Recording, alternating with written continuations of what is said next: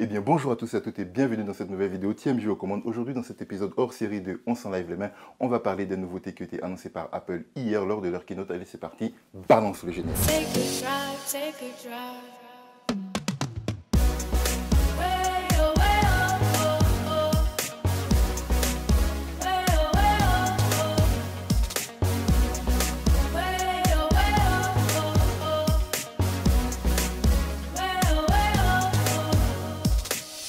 Au niveau des annonces qui ont été faites, Apple a d'abord commencé en premier à parler de leur service Apple Card, de leur service de carte bleue, se dote d'une nouvelle fonctionnalité. Vous aurez dorénavant la possibilité de partager avec votre conjoint cette carte afin de pouvoir mélanger tout ce qui est crédit, tout ce qui est dépenses en commun. Cela permettra notamment de pouvoir faciliter l'accès au crédit, notamment aux États-Unis où est disponible cette carte actuellement. Deuxième chose de laquelle ils ont parlé de Apple Podcast. Leur service de podcast se dote d'une nouvelle fonctionnalité, une fonctionnalité qui va être payante pour les utilisateurs, donc permettre de rapporter un tout petit peu de revenus à toutes les personnes qui font du contenu sur la plateforme. Et ça, c'est assez intéressant pour les créateurs de contenu. Bien sûr, Apple va toujours se servir sur les bénéfices que vont réaliser les créateurs. Il me semble que c'est élevé à 15% à peu près le revenu qu'Apple va prendre sur les bénéfices qu'auront chacun des créateurs sur Apple Podcast. De plus, l'application va se refaire une nouvelle jeunesse avec des mises à jour qui vont permettre d'arranger un petit peu l'aspect cosmétique de celle-ci. De plus, à côté de cela, ils ont annoncé aussi la nouvelle Apple TV. Cette Apple TV va pouvoir gérer le contenu en 4K HDR. Elle va être aussi dotée de fonctionnalités qui vont vous permettre par exemple d'accéder à tout le contenu que propose Apple sur sa plateforme. Mais à côté de cela, elle va s'accompagner également d'une nouvelle télécommande qui promet une nouvelle ergonomie comparée à l'ancienne qui était un petit peu discutable, on va dire. Elle va être aussi dotée de la puce A12 Bionic puisque l'on retrouvait anciennement dans les Apple XS. Cela promet donc une très bonne qualité, une très bonne réactivité, mais aussi ça permet de recycler certains éléments qui n'ont peut-être pas été utilisés dans les productions de téléphones. Je trouve que c'est un bon mouvement écologique. Fonctionnalité très intéressante que l'on va retrouver également, c'est la possibilité d'utiliser son iPhone comme une sonde afin de pouvoir calibrer l'écran de sa télévision, afin de pouvoir avoir un rendu d'image toujours plus proche de ce que l'auteur de l'œuvre voulait créer à l'origine.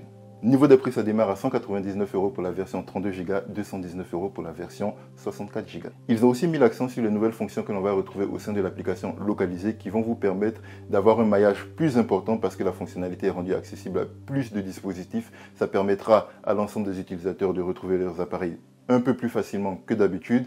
Et suite à cela, ils ont embrayé directement sur l'annonce des AirTags, donc ces petits dispositifs que vous allez pouvoir accrocher à des objets. Ils ont précisé que ce n'était pas pour des humains d'ailleurs. Une fois accrochés à vos effets personnels, ces dispositifs-là vous permettront de pouvoir les retrouver plus facilement, que ce soit à l'aide d'une alarme sonore qui va pouvoir être déclenchée depuis votre téléphone, mais également si vous disposez des derniers iPhones qui disposent de la puce H1, vous aurez la possibilité effectivement d'avoir une localisation plus précise de vos éléments sur lesquels ces Apple AirTags sont accrochés. Donc au niveau de la customisation, vous aurez la possibilité de pouvoir graver par exemple des initiales dessus ou des emojis, ça peut être intéressant d'ailleurs. À côté de cela, leur mouvement qui est très intéressant je trouve au niveau marketing, c'est la possibilité de pouvoir y ajouter des objets afin de pouvoir un peu les customiser. Donc vous aurez des dispositifs comme des porte-clés, etc. que vous pourrez mettre à ces AirTags afin de pouvoir les accrocher plus facilement à des clés, à un sac ou à un vêtement, je ne sais pas. Ce nouveau petit écosystème d'accessoires va aussi permettre à Apple de pouvoir engranger un peu plus d'argent. C'est de bonne guerre, c'est aussi le but d'une entreprise de faire de l'argent, donc je peux comprendre ce mouvement-là venant de la part d'Apple. Ces AirTags disposent à l'intérieur d'une petite pile bouton CR2032 si je ne m'abuse, qui va vous permettre de pouvoir avoir une autonomie de 1 an. Et une fois que la batterie sera utilisée, vous pourrez simplement changer la pile. Je trouve que c'est un excellent mouvement. On sait que les batteries par exemple,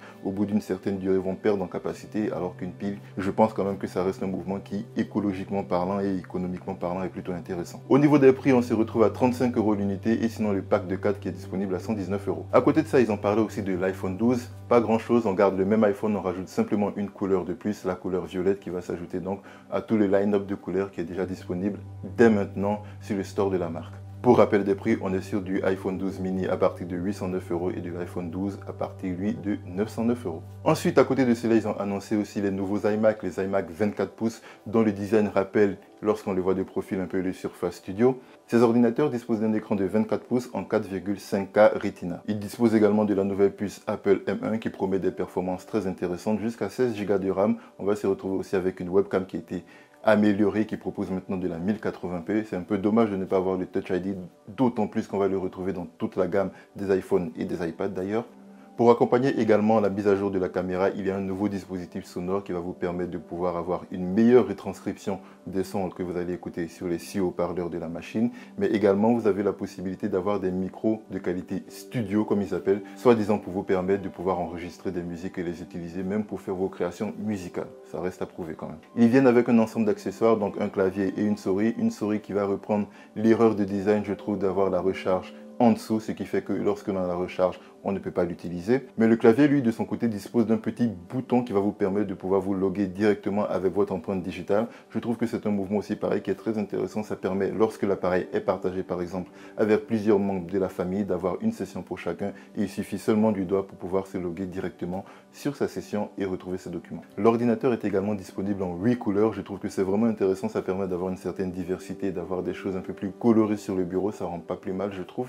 Au niveau des caractéristiques, on va se retrouver avec un CPU de 8 cœurs et une version avec un GPU de 7 cœurs. Ça, c'est la version, on va dire, de base. Et la version plus évoluée, on va se retrouver avec un CPU de 8 cœurs et un GPU de 8 cœurs également. Le stockage va de 256 Go à 2 Tera, mais également la mémoire RAM va de 8 à 16 Go. Au niveau de la connectique, on va se retrouver dans la version de base avec 2 ports Thunderbolt et dans la version plus élevé, on va se retrouver avec 2 ports Thunderbolt plus 2 ports USB type C à côté. On va garder également la prise jack pour tous ceux qui font un peu de création audio ou audiovisuelle. On va se retrouver également avec un bel élément de design, la prise Ethernet qui va se retrouver directement logée dans le bloc chargeur de l'appareil. Et de la même manière, de ce bloc chargeur là va partir un cordon tressé qui va se brancher de façon magnétique sur votre ordinateur. Je pense que ça va annoncer ce qui va arriver prochainement sur les MacBook Pro et le retour du MagSafe tel qu'on l'a connu avant sur les ordinateurs portables de la marque. Au niveau des prix, ça s'annonce dans la version de base à 1449 €, dans la version la plus élevée à 1899 €. Et enfin, dernière annonce de cette keynote là, c'était l'iPad Pro avec la puce M1.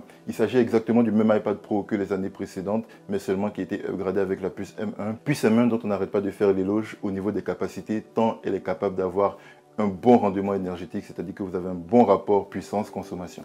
En plus de cela, l'écran de cet iPad Pro M1 a été mis à jour et propose une nouvelle technologie du mini LED, ce qui va vous permettre d'avoir des contrastes qui vont se rapprocher de ce qu'on a avec de l'OLED. Il dispose également de la technologie XDR, c'est une technologie que l'on retrouve également dans un écran de la Mac, l'écran des iMac Pro. Donc ça promet donc de très bonnes qualités de couleur, une très bonne fidélité, ce qui va vous permettre lors de votre processus créatif d'avoir un workflow très fluide, donc depuis l'iPad jusqu'à votre ordinateur de bureau professionnel sur lequel vous faites par exemple vos montages photos ou vidéos. La nouvelle puce M1 apporte également la 5G sur cet iPad Pro M1, ce qui va vous permettre d'avoir de la connectivité sans être forcément obligé d'être connecté au Wi-Fi. Wi-Fi qui est en version 6 d'ailleurs. On retrouve également le port Thunderbolt qui va vous permettre de pouvoir le connecter à un écran plus grand ou éventuellement de pouvoir connecter des accessoires dessus. Vous avez également la même disposition des caméras sur cet iPad Pro, c'est-à-dire qu'on va se retrouver en façade avec une caméra de 12 mégapixels, mais en arrière avec une caméra grand angle, une caméra avec un angle normal et un capteur LiDAR afin de pouvoir mieux gérer la profondeur du champ. Au niveau des accessoires, on va se retrouver avec la compatibilité avec le stylet et le Magic Keyboard d'Apple. Une des questions qui va se poser à l'avenir, c'est le fait que dans la plupart des appareils de la gamme Apple, on va retrouver la même puce, la puce M1.